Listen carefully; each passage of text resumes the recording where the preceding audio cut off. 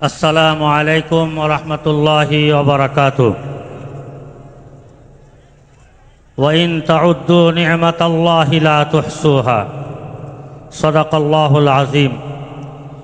মুআজ্জাজ মুহতারাম বাংলাদেশ খেলাফত মজলিসের সম্মানিত আমির, উপস্থিত 11 দলীয় জুটের শীর্ষ নেতৃবৃন্দ, উপস্থিত সারা বাংলা থেকে আগত তৌহিদি কাফেলার সদস্যবৃন্দ, আল্লাহ পাকের দরবারে শুকরিয়া জ্ঞাপন করে আপনাদের কাছে ছোট্ট একটি বার্তা দিয়ে আমি বক্তব্য শেষ করব।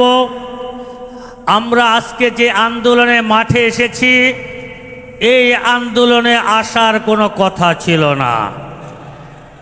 আমরা তো জুলাই যোদ্ধাদের সাথে আহত এবং নিহত যোদ্ধাদের রক্তের সাথে আমরা ওয়াদা করে এসেছিলাম যে জুলাই যোদ্ধাদের এবং নিহতদের রক্তের সাথে আমরা বেঈমানি করব না। কিন্তু আইনের মার পেছে ফেলে কেমন যেন রক্তের সাথে বেঈমানি হয়ে যাচ্ছে।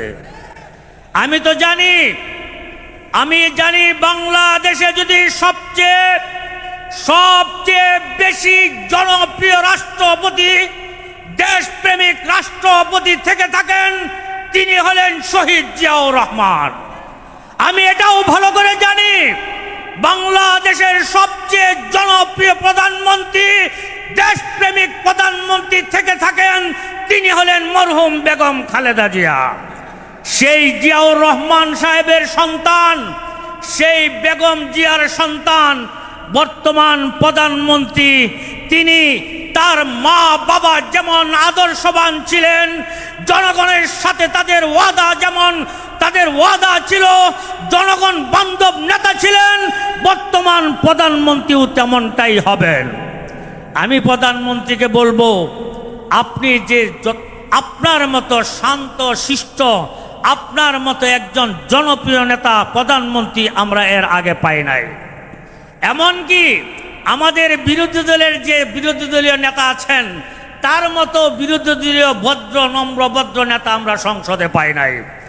আমি মনে করি আপনার ডাইনে বামে যারা আছে তাদের পরামর্শ না নিয়ে আপনি সংসদীয় নেতা এবং বিরোধী দলীয় নেতা আপনারা বসে এই জুলাই সনদ কিভাবে বাস্তবায়ন করা যায় তার বাস্তব পদক্ষেপ আপনি গ্রহণ করবেন। আপনি কখনোই এই দেশের সাথে বেঈমানি করতে পারেন না। আপনি কখনোই জুলাই যোদ্ধাদের সাথে বেঈমানি করতে পারেন না। ওয়াইন তাউদ্দু নি'মাতাল্লাহি লা তুহসুহা। আল্লাহর কোন নিয়ামতকে আপনি গণবেন, কোন নিয়ামতকে অস্বীকার করতে পারবেন না। 17 বছর এই দেশের মানুষ কত যন্ত্রণায় ছিল, কতটা জুলুমের শিকার হয়েছিল, বাক স্বাধীনতা হারিয়েছিল। জুলাই যোদ্ধারা জীবন উৎসর্গ করে আমাদেরকে এই জায়গায় আসার সুযোগ করে দিয়েছে। এই যোদ্ধাদের সাথে বেঈমানি এই দেশের মানুষ করতে পারে না। যদি কেউ বেঈমানি করে, এরা এই দেশের নাগরিক না। এই দেশের সাথে গাদ্দারি যারা করে, এরা এই দেশের দেশপ্রেমিক হতে পারে না। আমি মাননীয় স্বরাষ্ট্রমন্ত্রীকে বলবো, আপনার মতো স্মার্ট, আপনার মতো শিক্ষিত, সুশিক্ষিত, আপনার মতো সুন্দর স্বরাষ্ট্রমন্ত্রী আপনার বিগত 54 বছর পাই নাই। আপনি যদি ইচ্ছা করেন, দুই দলের দুই সংসদীয় এবং বিরোধী দলের নেতাকে নিয়ে আমরা যা চাচ্ছি তা বাস্তবায়ন, আপনার নিয়ত যদি সহি শুদ্ধ হয়, আর কোনো আন্দোলনের প্রয়োজন পড়বে না। আমি মাননীয় স্বরাষ্ট্রমন্ত্রীকে বলবো, আপনি যেমন স্মার্ট, আমাদের এই সকল আন্দোলনগুলি স্মার্টের সাথে শেষ করে দিবেন। আপনি জুলাই যোদ্ধাদের মনের নিয়তটাকে স্পষ্টভাবে প্রকাশ্যে এনে বাস্তবায়ন করবেন। সংসদে যত আইনের মারপেছে কথা বলেন আমরা বুঝি, আপনারাও বুঝেন, এই দেশের জনগণও বুঝে।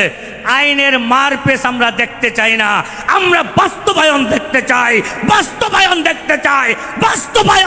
চাই। আসসালামু আলাইকুম ওয়া রাহমাতুল্লাহি ওয়া বারাকাতুহু।